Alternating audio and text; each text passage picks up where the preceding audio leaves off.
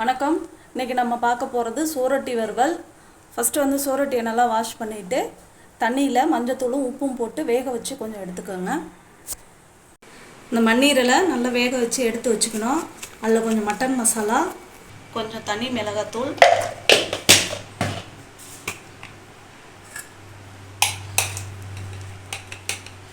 கொஞ்சம் மல்லித்தூள்,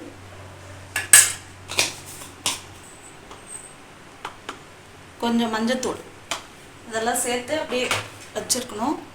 உப்பு கொஞ்சம், தேவையான அளவு எண்ணெய் ஊற்றிக்கணும்.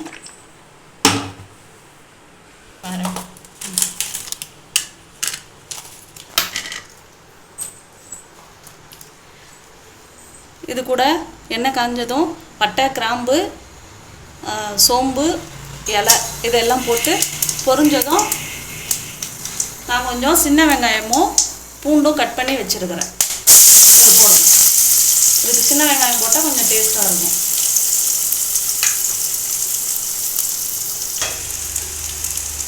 இந்த ஸ்டேஜில் கொஞ்சமாக தக்காளி சேர்த்துக்கணும்.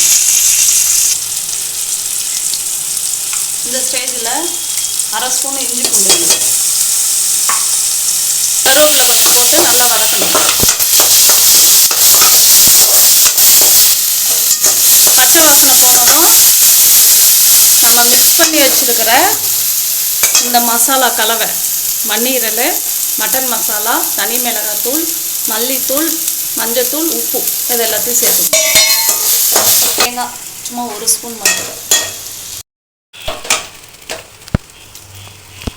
டேஸ்டியான மண்ணீரல் ரெடி. ஆல்ரெடி 4-5 பீஸ் காணா போச்சு, யார் எடுத்தாங்கன்னு தெரியல. நான் தான். இது மாதிரி செஞ்சு பாருங்கள். எப்படி இருக்குன்னு கமெண்ட் பண்ணுங்கள். எங்கள் சேனலை சப்ஸ்கிரைப் பண்ணுங்கள். கறி ரசம் வைக்கிறதுக்கு ஒரு வானலில் எண்ணெய் கொஞ்சம் ஊற்றிக்கணும். இது கூட 2 கிராம்பு, ஒரு இலை, கொஞ்சம் சோம்பு, பட்டை போட்டு தாளிச்சுக்கணும். அது பொரிஞ்சதும் கொஞ்சமாக வெங்காயம்,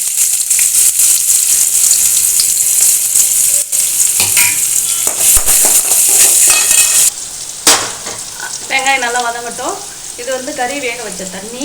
இது கூட நம்ம வந்து இந்த கொழுப்பு இருக்கும்ல, அதை வந்து சேர்த்து எடுத்து வச்சுட்டு வருவோம் இருத்து. இது வந்து எங்கள் சித்தி வைப்பாங்க அந்த கறி ரசம். எனக்கு ஃபஸ்ட்டு வைக்க தெரியாது.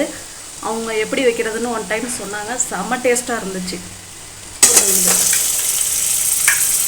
வந்து அரிசி களைஞ்சி இருத்த தண்ணி, இதில் மிளகு, ஜீரகம், ஒரு தக்காளி இதெல்லாம் வந்து அரைச்சி இதில் சேர்த்துருக்குறேன். கொஞ்சம் புதினா இலை, ஒரு சிட்டிகை மஞ்சத்தூள். இந்த வெங்காயம் வதங்கினதும் இது கூட ஊற்றணும். அதான் கீரி போட்டுக்கணும். தேவையான அளவு உப்பு, கருவேப்பிலை. இந்த ஸ்டேஜில் நம்ம இதை எடுத்து இந்த கறி தண்ணி வச்சுருக்கிறதெல்லாம் மிக்ஸ் பண்ணிக்கணும். ஸ்டேஜில் கொஞ்சோண்டு லெமன் புழிஞ்சு ஊற்றிக்கணும். அவ்வளோதான்.